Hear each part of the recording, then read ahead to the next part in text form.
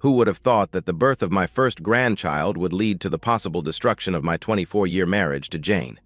I'm sitting in the back of this rented utility van, just up the street from my daughter's home, hoping what happens next doesn't finish what I considered a very loving and wonderful marriage.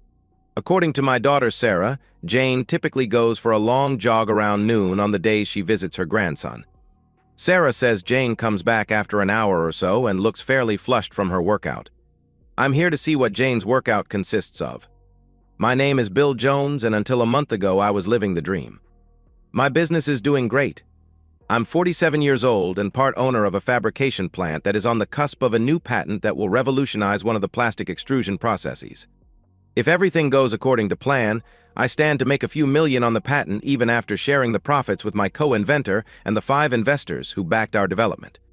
Besides my work life, I thought my personal life was everything I could ask for. As I said, my wife seemed to love me and our life together. We have one child, Sarah, who we're both very proud to call our daughter. Sarah met, married, and got pregnant to a wonderful man 10 years her senior right after graduating from the university.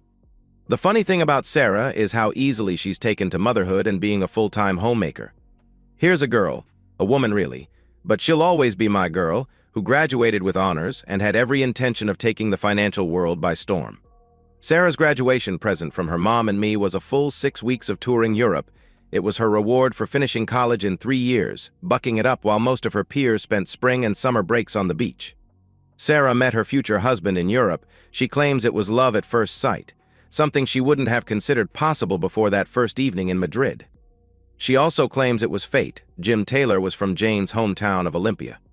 When Sarah returned from her European tour, she moved into her grandparents' house, Jane's folks, and within 6 months she was engaged to Jim. Within 18 months she was married and pregnant with our first grandchild.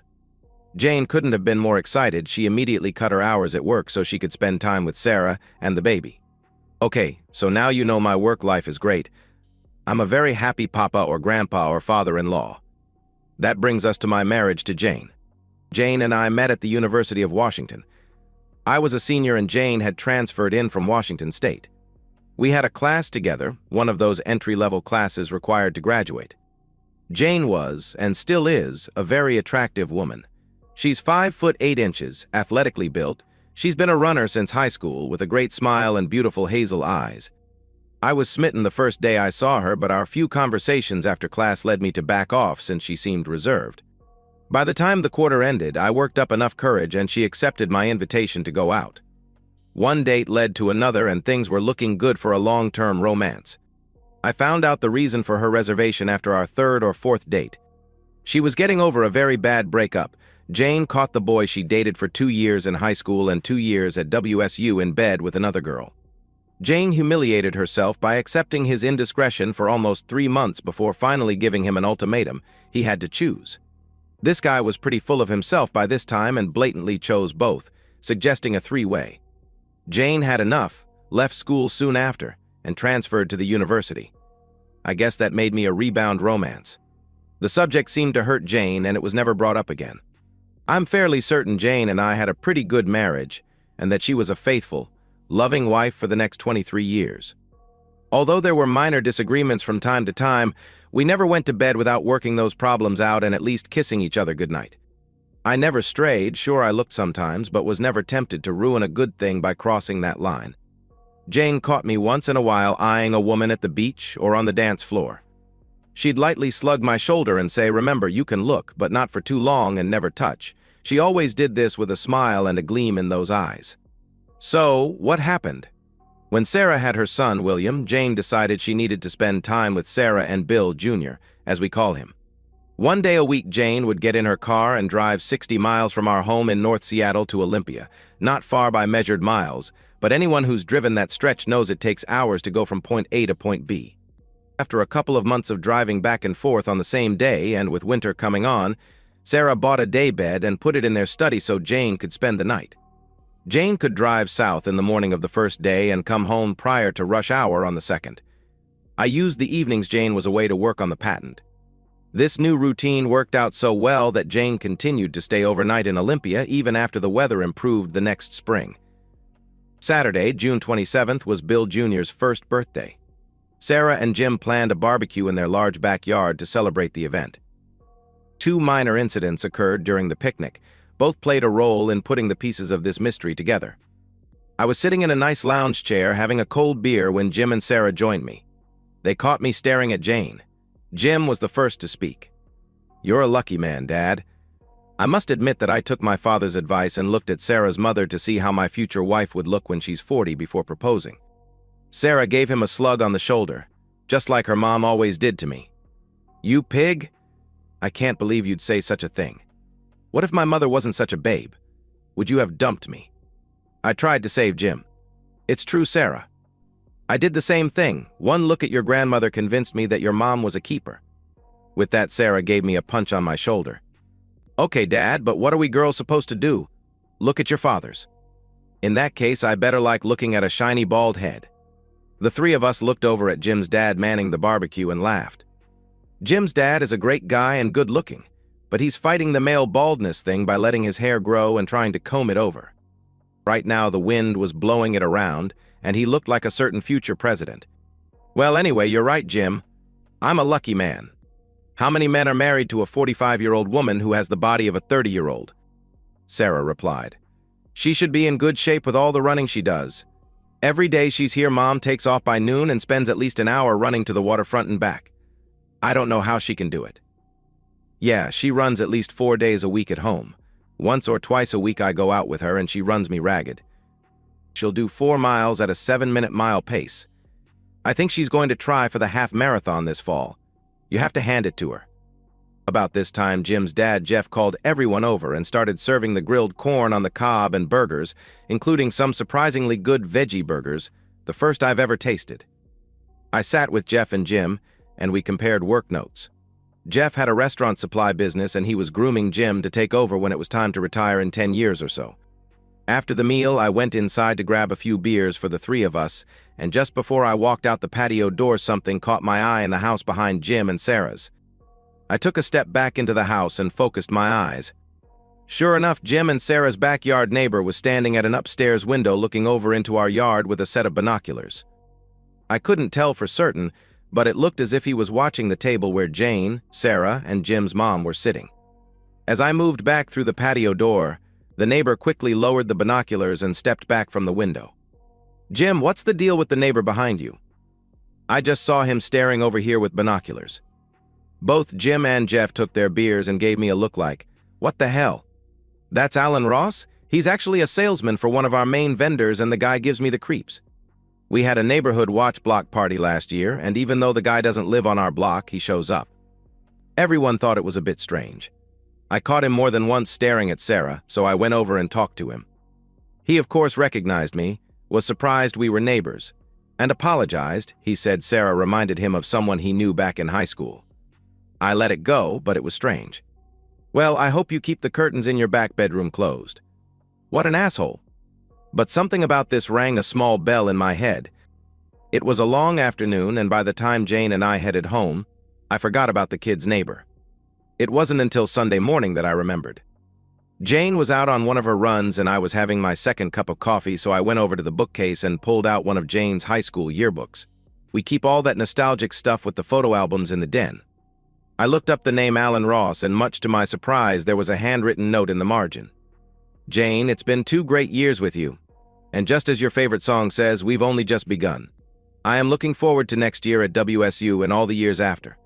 Your love forever, Al." So, it was Jane's old boyfriend who was living right behind Sarah and Jim. Did she know? If she knew, why didn't she say anything? These and dozens of other questions swirled around in my head until Jane came home and took her shower.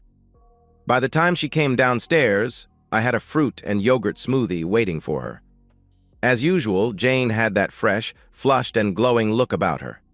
She looked so beautiful, I almost chickened out, but I sucked in my breath and asked the million-dollar question. "Jane, do you know an Alan Ross?" Jane's answer was so fluid, in retrospect, it was almost as if she anticipated the question and was ready with her answer. "I knew an Alan Ross in high school. We even dated for a while. Why do you ask?" Jane's answer took me by surprise, and I decided to play the rest of the hand close to the vest. "He lives behind Sarah and Jim." When Jim caught Ross looking at Sarah, he called him out and Ross said she reminded him of a girl he knew in high school. Given how much Sarah looks like you at that age, I wondered if you weren't the girl he was talking about. It could be. But why bring it up? Did something happen? Not really, but I think I saw him watching us from his house yesterday.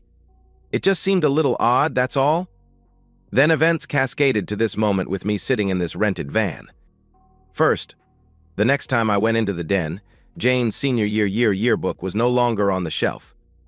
It was like a punch to the stomach. I had to sit down in my leather chair and catch my breath. What the hell is going on? That's when Sarah's comment at yesterday's lunch came screaming back into my brain. Every day Mom takes off for an hour to run, the implications were too awful to contemplate. My Jane with another man? Should I confront Jane? Should I talk to Sarah? Or maybe hire a private detective? I remember reading something where someone asked the question, you have to ask yourself, will you be better off without her? I didn't think I could tolerate Jane's adultery, but would I divorce her? That's a question I couldn't answer that night, especially with what little information I had. I went upstairs, took a sleeping pill, and went to bed. I don't even remember if I kissed Jane goodnight, but I must have because she didn't bring it up Monday at breakfast. For the next 2 days, things were way too hectic at work to consider my personal issues. Our investors were in town Monday and Tuesday to chart our progress on the patent. It would be impossible to answer their questions and at the same time try to come up with a plan of action related to my marriage. I'd have plenty of time once the investors left Tuesday afternoon. I sucked it up and got to work. Late Tuesday afternoon, I dropped the investors off at SeaTac. As I headed back to the house I called Jane's cell, she was spending Tuesday and Wednesday at Sarah's. When Jane didn't answer her cell, I called Sarah. Sarah, hi. I tried to call your mom, but she didn't pick up. Is she there? No, Dad. Mom went over to Cindy Sullivan's tonight. I think she's an old classmate of Mom's. Funny, she never talked about her before. Is this a regular thing with Cindy? Not regular, maybe every few weeks she goes and meets someone she knew when she lived here. She's usually home by 10 unless she's had too much wine and spends the night. Mom says it's always nice to get together with the women she grew up with. She says she still feels closer to the small-town girls than she does to the women up in Seattle. After living here in Olympia for the past 3 years, I can see her point. Yeah, it's too bad your mom never really clicked with the Nordstrom crowd. She always has been more comfortable in jeans and boots. Maybe when I retire, we can make that happen. Make it soon, Dad. Jim and I are planning to have more babies, and it would be nice if all 4 of their grandparents lived close by. Sarah, you never cease to amaze me. I never dreamed my ambitious little go-getter would be talking about having a passel of kids. Just found my dream guy and found out I like being a mom. You and Mom can take most of the blame. Okay, Sarah.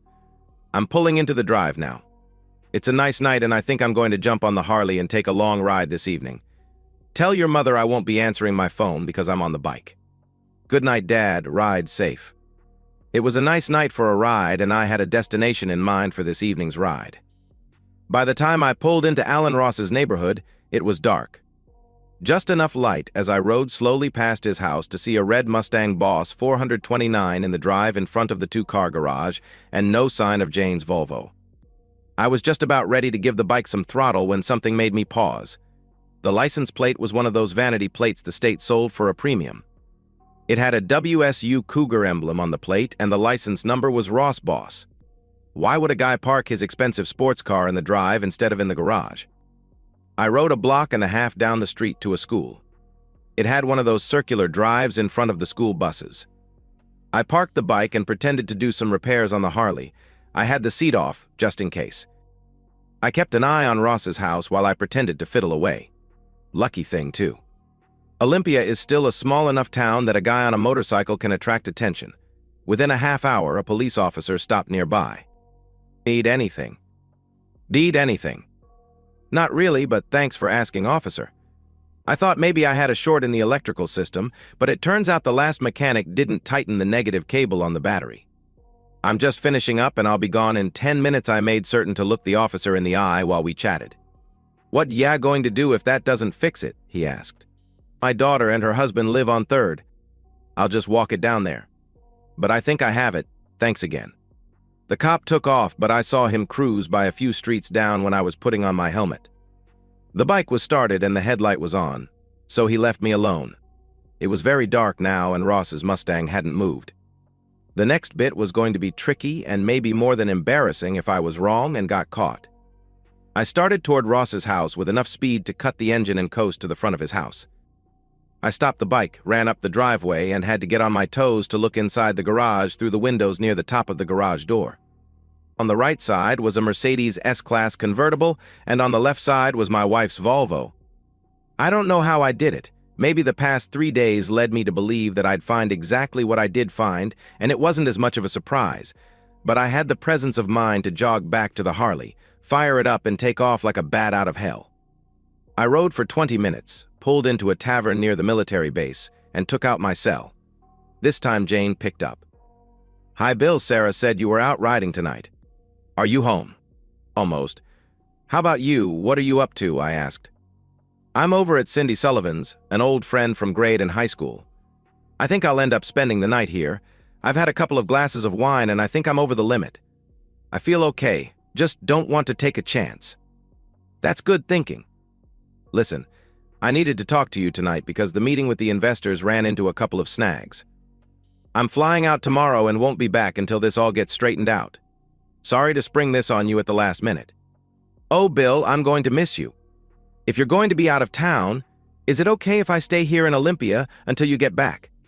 You know how much I hate staying home by myself." "No, you go ahead and stay with Sarah. I'll give you a heads up before flying home. It should be Saturday at the latest. Bye." "Bye, Bill, I love you." Damn, why did she have to go and say that? It just made her betrayal that much worse. I really wasn't going out of town, of course. I just didn't want to deal with Jane while I set up the rest of my life. I rode home trying to see through a couple of misty eyes. I don't think I'm a pussy, but I'm not ashamed to say a few tears fell and quite a few curse words crossed my lips while thinking about 25 years with the woman I loved more than myself, the mother of my daughter and the grandmother of our beautiful grandson. I wondered if my life would ever be happy again. Wednesday, I called my business partner, explained the situation, and told him I'd be out for a few days. He was sympathetic and said the usual nice things to commiserate, but deep down he was probably thinking how this would affect our deal. I can't say I blame him if that's really what was on his mind. We were so close to making a small fortune, and here I am dumping a load on top of it. Then a call to our lawyer for a reference for a divorce attorney, making certain he knew it had to be a very good one, maybe the best. There was no way I would split millions with a cheating whore who may end up with an asshole, spending my money on cars and whatever. The attorney I was referred to understood the urgency of the situation and agreed to meet me that evening in his office. He was upfront about it. I could count on paying him a handsome premium for the after-hours meeting to clear his calendar and expedite the paperwork, but he assured me it would be worth my money. I checked into a local hotel and called Jane at noon. Of course, she didn't answer. Whether she was actually running or was jumping Ross's bones at that moment was irrelevant. I just wanted to avoid any conversation. I left her a message that I'd be tied up in meetings, but would call her tonight. When I met with the attorney that evening, he had his act together, obviously not his first time dealing with this situation. He listened to my tale of woe and my desire to go forward without getting scalped. He said the paperwork would be ready by Friday morning and gave me the getting separated checklist. Accounts to close, items to label, how I wanted to handle notifying Jane, etc. When he heard my plan for giving Jane the divorce papers, he started to shake his head. I assured him I could do it without ending up in jail. He said he still advised against it, but he could understand my motivation. Just don't be stupid. Thursday, I went down the checklist. One credit card was left open, the one Jane carried, but the credit line was reduced from $30,000 to $10,000. We paid off the balance every month, so there was little danger this would alert Jane before the day of reckoning. Friday morning at 8 a.m. I was sitting in the attorney's lobby. He almost smiled when he walked in the door. He went right to his desk and handed me the envelope sitting there with my name on it. I signed where I needed to, and he reminded me as I walked out the door, remember. I said, don't be stupid. I drove to the rental car office at SeaTac on my way south to Olympia and drove away with a white utility van. Here I sit down the block from Alan Ross's house, waiting to see if this is the day my marriage blows up forever. At 1:45, Jane comes around the corner wearing her jogging gear. She heads toward Ross's house, up the steps, reaches under a planter, and lets herself in the door, just like it's her home. At 1:55, Alan Ross pulls up in his Mercedes and parks in the garage. At 1:56, I drive the van over to Sarah's house. Sarah is surprised to see me, but not as surprised as when I tell her why I'm there. I tried to tell her in a way that wouldn't shock her, but that's probably unrealistic. I asked her to call her husband Jim and meet us at home as soon as he could get away. I knew when this was over that Sarah would need Jim's strength. No, Dad, no. That just can't be true. Mom loves you. She'd never cheat on you, and I can't be that stupid. If she was cheating, I'd know. You must have it all wrong. Sarah, I'd give anything for it not to be true. I loved your mother for over 25 years. Damn, we were going to celebrate our 25th anniversary next year. But let me tell you what I saw. I told Sarah all the evidence I had so far. Sarah remained reluctant to believe. We picked Bill Jr. out of his crib and took Sarah's car with Jr. in his car seat around the corner and parked in front of Alan Ross's house. Sarah stayed in the car while I went to the front door with the manila envelope. I had to ring and knock before the shithead answered the door in his bathrobe. Who the fuck are you, pleasant guy? I'm Jane's husband. Can you please call her to come to the door? I want to talk to her. He stood there with his mouth hanging open. He tried to shut the door, but I was prepared for that and stuck my foot in the jamb. It hurt like hell, but kept the door open. I busted it open with my shoulder and yelled inside, "Jane, come here right now." Ross kept pushing on the door, but it wasn't doing him any good because now my torso was in the way. I kept yelling for Jane to come to the door. I don't know how, but I kept my cool and didn't threaten either Ross or Jane, but I did keep shouting for her to come to the door. When Jane finally appeared, she had her jogging gear back on. I'm assuming she was naked when Ross answered the door. She had a frightened look in those eyes I loved. "Bill, what's going on? Why are you here?" "That's not the real question, Jane. The real question is, why are you here?" I took this opportunity to grab the lapel of Ross's robe and pull it open. He was naked underneath the robe, of course. Jane looked past me at this moment. The three of us were still standing at the door. I turned around and saw what Jane was staring at. Sarah was out of her car and watching the entire episode. "You had to bring our daughter."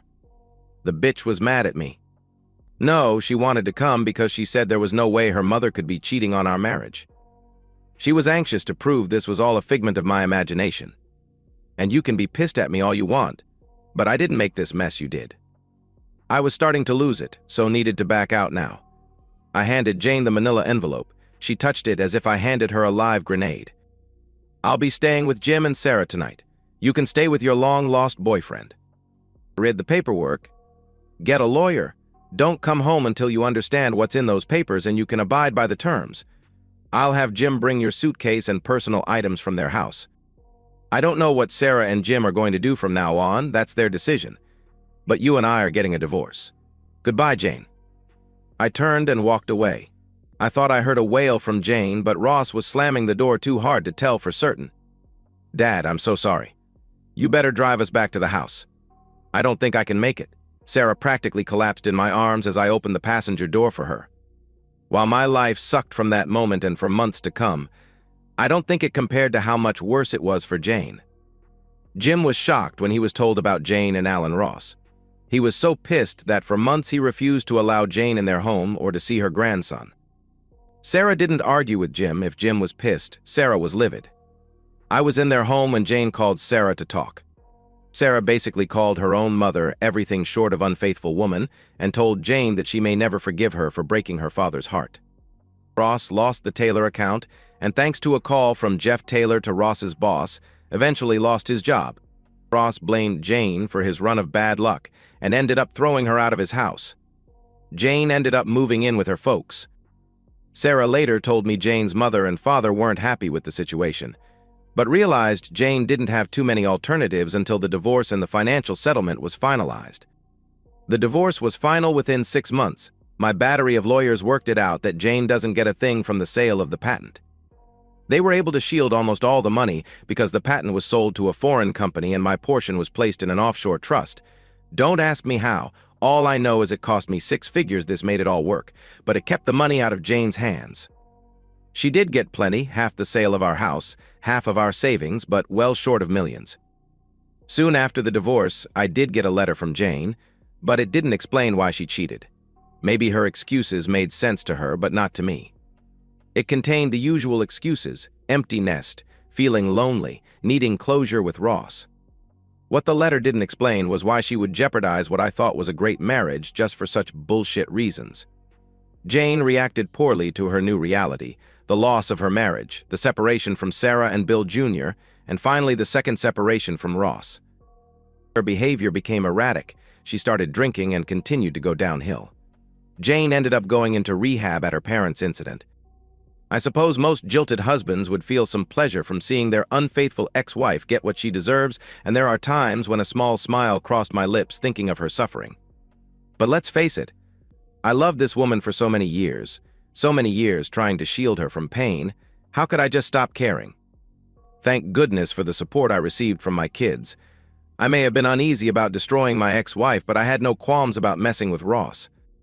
I got a chuckle out of a couple of things Jim did even after his dad got Ross fired. One evening, Jim looked over the back fence and saw Ross entertaining a young woman. Jim went to the fence, called the woman over, and proceeded to ask how she felt hanging out with a guy who fucked a married woman, then dumped her when the woman needed him. Jim laughed when the woman walked out the side gate. He watched as Ross walked out of his back door carrying 2 wine glasses and looking around the yard for his date. Jim did the same thing a few weeks later when Ross was entertaining a group of friends in his backyard. Jim stood at the fence and asked the group what they thought of their scumbag friend. But the last straw for Ross came a month later when I was helping the kids with their move to a new home. Sarah had to get away from Ross, and they needed a bigger place since Sarah was pregnant again. Ross was out back cutting his lawn. I told Jim to wait a couple of minutes, then start recording the scene on his smartphone, but make certain to put his thumb over the microphone. I jumped over the fence and started to talk to Ross in a low voice. I said a few things to get him riled. Ross was so pissed that he took the bait. Jim caught it on video.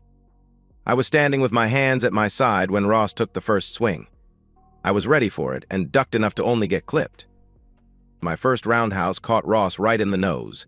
The sound of his nose crunching and the sight of the blood made my heart swell. The second roundhouse caught Ross in the solar plexus. Ross doubled over and began puking. I had to back up fast to avoid getting my shoes covered with his bile. As he leaned over puking, I grabbed his ear, twisted the hell out of it, and whispered, "Next time you won't be so lucky. Next time you'll get seriously hurt." Ross was still doubled over when I walked out of his yard through the front.